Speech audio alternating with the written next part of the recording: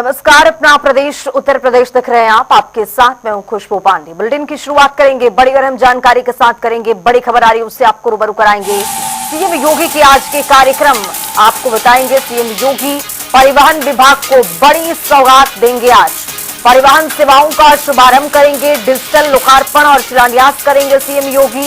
इंदिरा गांधी प्रतिष्ठान लखनऊ में कार्यक्रम होगा और इसके बाद यूपी T20 सुपर लीग के मैच भी आज प्रतिभाग करेंगे। आज शाम T20 लीग सीजन 3 मैच के समापन कार्यक्रम में सीएम योगी पहुंचेंगे।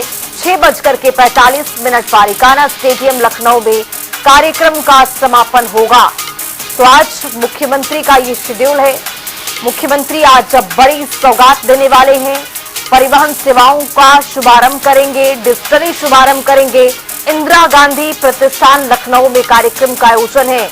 यूपी T20 सुपर लीग में आज मैच में शिरकत करेंगे। T20 लीग सीजन 3 मैच के समापन कार्यक्रम में उत्तर प्रदेश के मुख्यमंत्री योगी आदित्यनाथ शामिल होंगे। इकाना स्टेडियम लखनऊ में इस कार्यक्रम का समापन कार्यक्रम होने वाला है।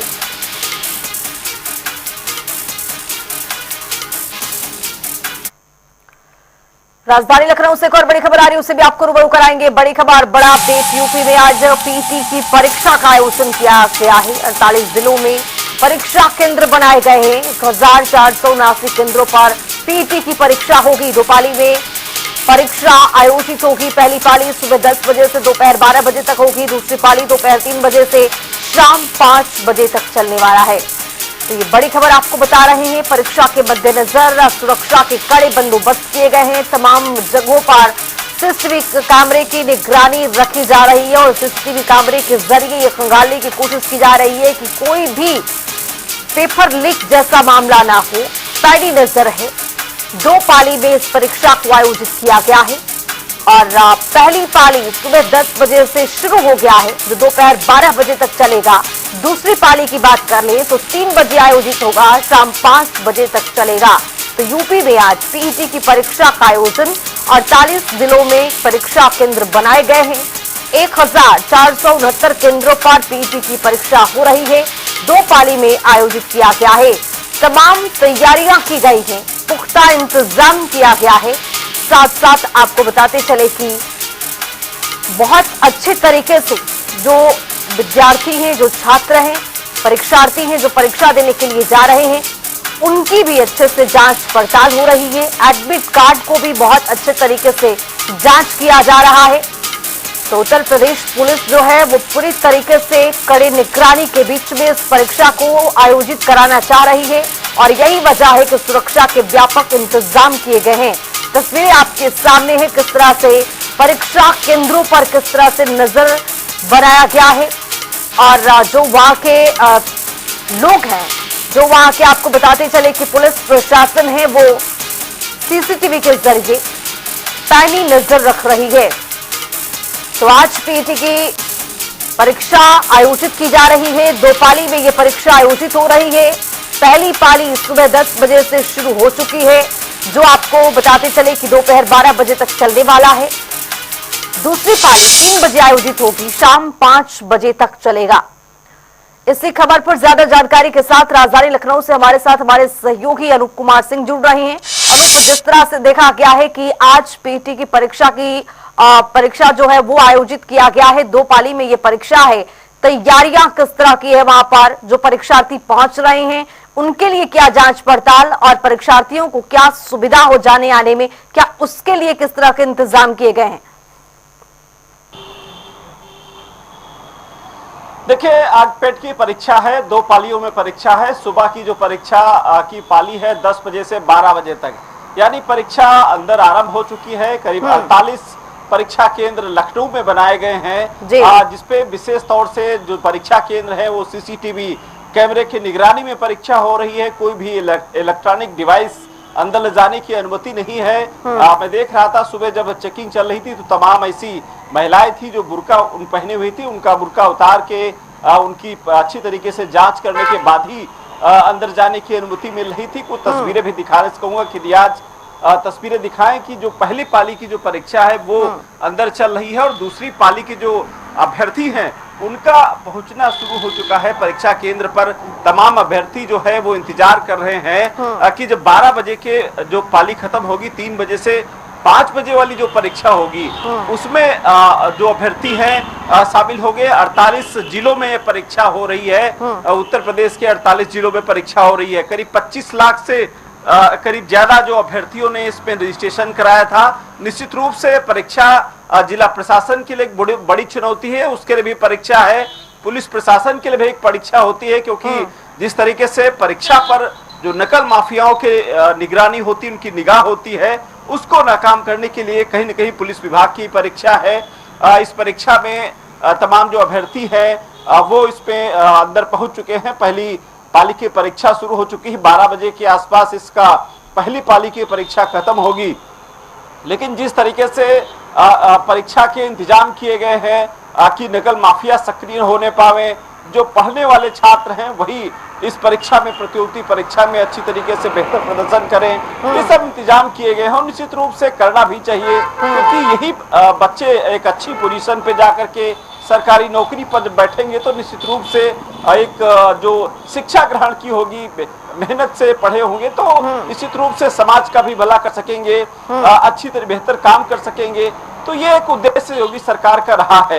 हालांकि परीक्षाएं तमाम हुई हैं, लेकिन एक ऐसी भी परीक्षाएं जो नकल माफियाओं का कहीं न कहीं शिकंजा रहा है। और यही वजह है कि पुलिस की मॉनिटरिंग, यानी लखनऊ में जो पिकअप भवन बना है उसमें इन सीसीटीवी कैमरे से निगरानी रखी जा रही। वहां पर कंट्रोल रूम बनाया गया है और उत्तर प्रदेश के जो 48 जिले हैं जहां पर परीक्षा हो रही, वहां से लगातार यहां से मॉनिटरिंग की जा रही है। और यहां पर एक एक पल की मॉनिटरिंग के साथ साथ वहां के जो ऑब्जर्वर तैनात किए गए हैं, जो प्रबंधक हैं वहां पर, उनसे भी संपर्क किया जा रहा है। अगर कोई सीसीटीवी कैमरे में कुछ निगरानी में अनावश्यक तत्व वहां पर दिखता है तो तुरंत फोन करके कंफर्म किया जाता है। अब देखिए गेट के आसपास पूरा सन्नाटा है, पुलिस चौकी बगल में है। निश्चित रूप से यहाँ पर सुरक्षा, बेहद सुरक्षा के इंतजाम किए गए हैं। जो जांच एजेंसियां हैं उनको भी लगाया गया है कि सोशल मीडिया पर विशेष तौर से नजर रखी जाए। सोशल मीडिया पर अफवाहों का दौर जारी हो जाता है। तमाम जो अभिभावक हैं, ये वो अभिभावक हैं जो अपने बच्चों को परीक्षा दिलाने आए हैं, अब इंतजार कर रहे हैं कि जब पेपर खत्म होगा। तो निश्चित रूप से सरकार के जो इंतजाम हैं वो बेहतर तरीके से हैं और किसी प्रकार पे नकल माफिया सक्रिय न होने पावे, ये सरकार की भी सामने भी चुनौती होगी, पुलिस विभाग के सामने चुनौती है और जिला प्रशासन के भी सामने चुनौती है। अनूप, आप जिस तरह से सवाल ये है कि इस तरह की परीक्षाएं अगर आयोजित की जाती हैं तो पुलिस प्रशासन के सामने जाहिर तौर पर एक बहुत बड़ी चुनौती होती है, क्योंकि सवाल ये उठने लगता है कि नकल को लेकर सरकार रोक नहीं पाती है और सरकार इस पर नकेल कसने के लिए लगातार कई व्यापक इंतजाम यहाँ पर करती हुई दिखाई देती है। लेकिन आज पुलिस प्रशासन के सामने क्या बड़ी चुनौती आपको दिख रही है जमीनी स्तर पर? देखिए, जमीनी स्तर पर निश्चित रूप से कहीं न कहीं जब अभ्यर्थियों की परीक्षा होती है तो पुलिस विभाग और जिला प्रशासन की भी परीक्षा होती है कि उसको सकुशल संपन्न करा दें। हालांकि पिछले जब तमाम ऐसी परीक्षाएं हुई हैं जहां पर नकल माफियाओं ने शिकंजा कसा है, यानी जहां कहीं पुलिस विभाग या फिर अगर जिला प्रशासन की लापरवाही अगर होती है तो वहां पर नकल माफिया सक्रिय हो जाते हैं। पेपर आउट हो गया है, पिछली कई परीक्षाओं में देखने को मिला है। इस परीक्षा को लेकर पहले से व्यापक इंतजाम किए गए थे। खासकर परीक्षा सेंटर अब वही बनाए जाते हैं जिसमें सीसीटीवी से लैस परीक्षा केंद्र होते हैं, उन्हीं को परीक्षा केंद्र बनाया जाता है। साथ ही साथ जो सोशल मीडिया पर विशेष तौर से ध्यान रखा जाता है, क्योंकि जब कभी ऐसी स्थिति कभी होती है तो नकल माफिया सोशल मीडिया का ही सहारा लेते हैं। तो ऐसे में एक पुलिस विभाग की टीम सक्रिय रहती है कि सोशल मीडिया पर निगरानी रखी जाए। जो अभ्यर्थी हैं वो किसी उनके जो व्हाट्सएप चैट या फिर फेसबुक, इंस्टाग्राम, ये सब चीजों पर विशेष तौर से फोकस रखी गई है। इस बार भी वही किया गया है। जो कंट्रोल रूम बनाया गया है पिकअप भवन में, वहां से सीसीटीवी से निगरानी रखी जा रही है। जो पीएचक्यू पुलिस हेडक्वार्टर में जो कंट्रोल रूम बनाया गया है वहां पर सोशल मीडिया से नजर रखी जा रही है। तमाम जो वरिष्ठ नेता है, जो पुलिस अधिकारी हैं वो वहां से नजर बनाए हुए हैं। जिला प्रशासन की जो टीम है उनके सेक्टर बांट दिए गए हैं कि इन्हीं सेंटरों पर जाकर के वहां पर चेकिंग करेंगे। परीक्षा केंद्र जब परीक्षा चल रही होगी तो उसमें आने जाने वालों की मनाही होगी, यानी पेपर शुरू होने के बाद जो मुख्य द्वार है वो बंद कर दिया जाएगा और जब तक परीक्षा चलेगी तब तक कोई भी अंदर नहीं जा सकेगा। परीक्षा के दौरान जो सीसीटीवी कैमरे के साथ साथ जो अधिकारी हैं वो निगरानी बनाए हैं ताकि किसी प्रकार की दिक्कत न होने पावे, क्योंकि जब किसी ऐसी परीक्षाओं में नकल माफिया सक्रिय होते हैं तो सरकार का भी कहीं न कहीं जो छवि है वो भी खराब होती है और विपक्ष को हमला करने का एक मौका भी मिल जाता है। मुझे लगता है यही वजह है कि मुख्यमंत्री योगी आदित्यनाथ के निर्देश के बाद जो प्रतियोगिता परीक्षाएं हैं उसमें पुलिस विभाग से लगा करके जिला प्रशासन या फिर तमाम ऐसी जांच एजेंसियां हैं उनको सक्रिय किया जाता है कि इस परीक्षा को सकुशल संपन्न कराया जाए। चलिए, बहुत शुक्रिया अनुप तमाम जानकारी के साथ जुड़ने के लिए। तो आपको बताते चले कि आज राजधानी लखनऊ समेत 48 ऐसे जिले हैं जहां पर ये परीक्षा आयोजित किए गए हैं और परीक्षा केंद्रों पर कड़ी निगरानी है। सीसीटीवी के जरिए ये पैनी नजर रखी जा रही है ताकि नकल विरोधी जो शिकंजा है वो यहाँ पर कसा जाए और जिस तरह से छात्र पहुंच रहे हैं उनकी भी यहाँ पर निगरानी हो रही है। एडमिट कार्ड भरपूर तरीके से यहाँ पर चेक वेक किया जा रहा है, उसके बाद ही इसको आगे बढ़ाया जा रहा है।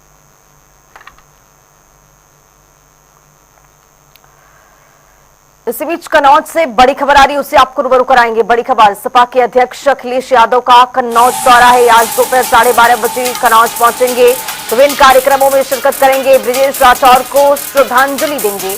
पिनगमा गांव में बिजली के करंट लगने से ब्रजेश राठौर की मौत हुई थी।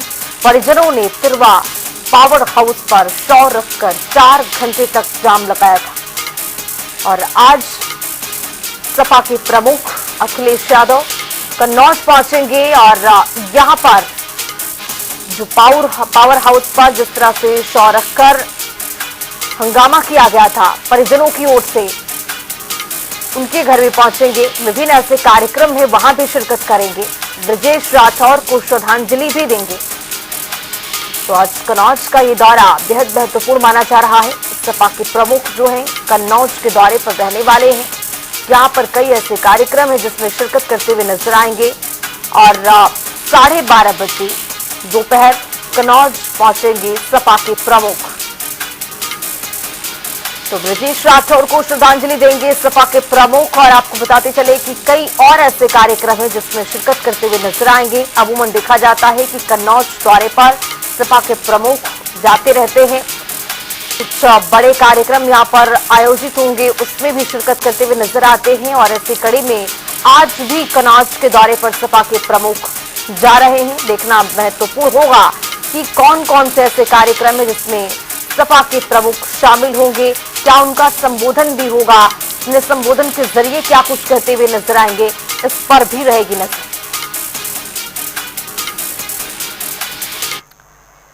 राजधानी लखनऊ से एक और बड़ी खबर आ रही है, उससे भी आपको रूबरू कराएंगे। बड़ी खबर, बड़ा अपडेट, एमआईटी विश्वविद्यालय में छात्रा ने क्लासमेट को थप्पड़ जड़े, कार में बिठाकर 1.5 मिनट में ये 26 बार तमाचा जड़ा है। कार में बैठाकर क्लासमेट को ताबड़तोड़ यहाँ पर थप्पड़ जड़े गए। छात्र की पिटाई का वीडियो सोशल मीडिया पर वायरल हो रहा है। एमआईटी यूनिवर्सिटी कैंपस की पार्किंग की घटना, तस्वीरें आपके सामने। किस तरह से यहाँ पर हाथापाई की नौबत आई है, 26 तमाचे 1.5 मिनट के अंदर जड़े गए। वजह क्या रही समझने की कोशिश करेंगे, लेकिन आपको बताते चले कि तस्वीरें जो सामने आई है सोशल मीडिया पर अब जमकर ये वायरल भी हो रही है। वजह क्या रही, क्या आपसी विवाद था या फिर कुछ और मसला था, इसको भी समझेंगे। तो कार में बिठाकर 1.5 मिनट में 26 बार तमाचा मारा गया है। अब ये सोशल मीडिया पर छात्र की पिटाई का वीडियो जो है वो अब ट्रेंड कर रहा है, वायरल होने लगा है। एमआईटी यूनिवर्सिटी कैंपस पार्किंग का ये पूरा मामला, एमआईटी विश्वविद्यालय में छात्रा ने क्लासमेट को 26 थप्पड़ मारे। वजह क्या रही, मसला क्या रहा, ये भी निकल कर के सामने आया।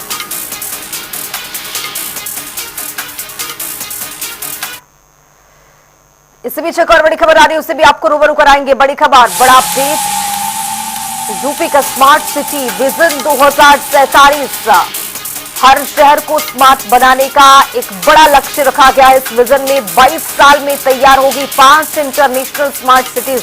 पूर्वांचल से बुंदेलखंड तक शहरी विकास को नई उड़ान देखने को मिलने वाला है। सीरीज अपशिष्ट प्रबंधन होगा, वो 24/7 बिजली, मेट्रो, पक्के मकान, आधुनिक सुविधाओं से लैस होगा। लखनऊ समेत 5 जिलों को विकास करने के लिए योजनाबद्ध तरीके से बताया गया है। महत्वाकांक्षी नगर और 240 निकायों को भी सड़क, नाली निर्माण, शहरी ढांचे से आगे लेकर जाना है।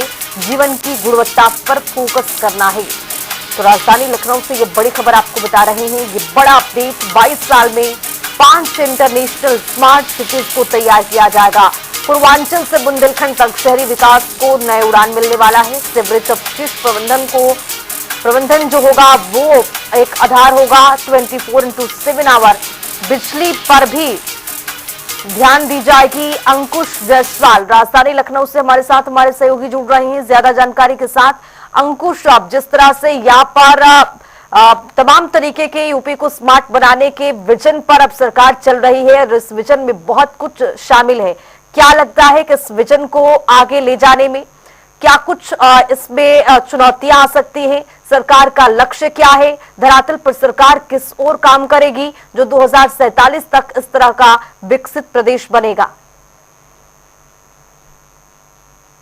कुछ दिन पहले जब सत्र शुरू हुआ था तो सत्र मानसून सत्र के दौरान जो है विजन डॉक्यूमेंट 2047 को पेश किया गया था और ये सत्र के दौरान 24 घंटे इस पर चर्चा की गई थी। सभी विभागीय मंत्रियों ने जो है इस पर कैसे जो है 2047 तक विभागों में क्या ऐसा काम करना है, कैसे प्रदेश को आगे बढ़ाना है, सभी पर मंथन हुआ था। अब चूंकि जो है जब विजन डॉक्यूमेंट 2047 पेश हो चुका है तो अब उस पर आगे की दिशा पे कार्य किया जा रहा है। यही कारण है कि यूपी के हर शहर को स्मार्ट बनाने का लक्ष्य रखा गया है। अभी कुछ ही शहर उत्तर प्रदेश के अंदर हैं जो स्मार्ट हैं और उनको बनाने का काम चल रहा है और 47 तक हर शहर को स्मार्ट बनाने का लक्ष्य रखा गया है। अब इसको लेकर के मुख्यमंत्री योगी आदित्यनाथ की अगर बात की जाए तो वो लगातार अब विभागीय मंत्रियों के साथ साथ जो विभाग के जो आला अधिकारी हैं, उच्च अधिकारी हैं, उनके साथ लगातार बैठकें कर रहे हैं और 2047 है इसको लेकर के कैसे आगे विभागों के जरिए कैसे कैसे जो है आगे चल के उसको जो है विकसित करना है, कैसे प्रदेश को आगे बढ़ाना है, इस पर काम किया जा रहा है। अंकुश, अब चूंकि सरकार ये कह रही है कि 24/7 आवर बिजली भी होगा, बिजली की व्यवस्था होगी, मेट्रो, पक्के मकान, आधुनिक सुविधाएं। अब चूंकि जिस तरह से बिजली की हालात प्रदेश में बनी है वो आप भी जानते हैं, सरकार भी इससे दो चार हो रही है, निजीकरण का मामला चल रहा है, लेकिन सरकार इस विजन को कैसे आगे बढ़ाएगी? देखिए बिल्कुल सही कहा आपने, क्योंकि जो है जिस तरीके से उत्तर प्रदेश सरकार जो है देख रही है कि बिजली का जो संकट है वो अभी भी, चूंकि शहरों की अपेक्षा गाँव की अगर बात की जाए तो गाँवों में भी अभी 24 घंटे जो बिजली की बात कही जाती है वो नहीं मिल पा रही है। इस दिशा में भी काम किया जा रहा है। यही कारण है कि जो अगर शहर स्मार्ट हो जाएंगे तो शहर स्मार्ट का मतलब यही होगा कि बिजली, पानी और नागरिकों को हर सुविधा जो है गांव-गांव तक मिले। तो इसको लेकर के ये विजन तैयार किया गया है। यही कारण है कि सभी विभागीय मंत्रियों के साथ साथ आला अधिकारियों को लेकर के कैसे 2047 को सपना साकार करना है, इस पर सरकार तत्पर है। चलिए, बहुत शुक्रिया अंकुश जायसवाल तमाम जानकारी के साथ जुड़ने के लिए। 22 साल में 5 इंटरनेशनल स्मार्ट सिटीज तैयार होंगी। पूर्वांचल से बुंदेलखंड तक शहरी विकास को नई उड़ान दी जाएगी और आगे सरकार का जो लक्ष्य है पक्के मकान, आधुनिक सुविधाएं हर नागरिक तक पहुंचाना, ये देखना महत्वपूर्ण होगा कि सरकार किस दिशा में काम करेगी।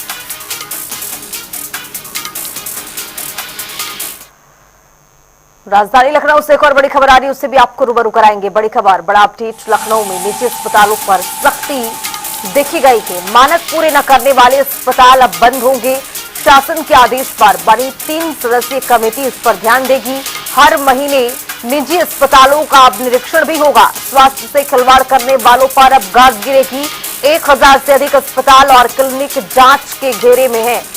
तो कुल मिलाकर यहाँ पर अस्पताल और क्लिनिक पर पड़ताल एक बार फिर से शुरू हो चुकी है और जो भी इस शिकंजे में आएगा उस पर एक मानक के तहत आपको बताते चले कि सख्त कार्रवाई होगी।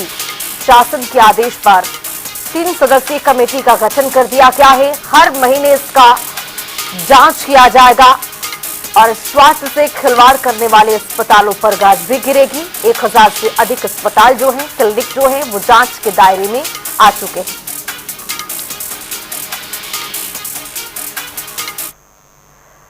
इसी बीच अमेठी से बड़ी खबर आ रही है, उससे आपको रूबरू कराएंगे। बड़ी खबर, बड़ा अपडेट। 12 जुलूस में फिलिस्तीन झंडा दिखा है, लहराने का ये पूरा मामला सामने आ गया।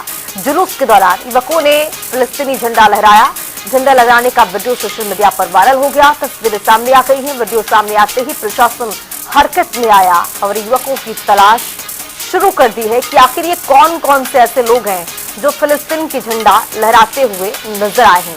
जुलूस के दौरान का ये पूरा घटनाक्रम पेश आया है, जहां फिलिस्तीन का झंडा लहराया गया है। लेकिन अब प्रशासन का जब शिकंजा कस गया है तो यहां पर पता चल जाएगा कि कौन कौन से लोग थे जो अपने ही देश में अपने झंडा को किनारा करके फिलिस्तीन के झंडा को लहराते हुए नजर आए हैं। जुलूस के दौरान माहौल बिगाड़ने की आखिरकार कोशिश क्यों की गई, क्या वजह रही, तो जांच के दायरे में है ये पूरा मामला। लेकिन तस्वीरों के जरिए आप देखिए, फिलिस्तीन का झंडा लगाते हुए युवक नजर आया है और बहुत सारे लोग इसमें शामिल भी हुए हैं। क्योंकि जुलूस का ये मामला, ये जुलूस इस वक्त निकल रहा था और इसी बीच में ये देखा गया कि फिलिस्तीन का झंडा जुलूस के दौरान युवकों ने लहराया है।